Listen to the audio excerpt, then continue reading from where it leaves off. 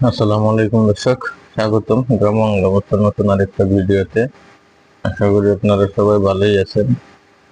তো আমি ভালো নাই, প্রায় আজকে 4-5 দিন ধরে খুবই অসুস্থ। মানে ভীষণ অসুস্থ, মানে এরকম অসুস্থ আজকে 3 দিন ধরে কোনো ভাত খাইতে পারি না। এই যে দেখেন, এখন স্যুপ নিয়ে বসছি। এই স্যুপ খাইতেছি, স্যুপ খাওয়ার কারণ হচ্ছে আমার মানে মুখে ঘা হয়েছে। হ্যাঁ, এই যে দেখেন, এর থেকে বেশি আমি হা করতে পারি না। তো গত 4 দিন হয়ে গেছে জ্বর, আর 2 দিন ধরে আপনার মুখের ঘার জন্য কিচ্ছু খাইতে পারছি না। 2 দিন ধরে না খাওয়া, 2 দিনে 2টা স্যুপ খাইছি।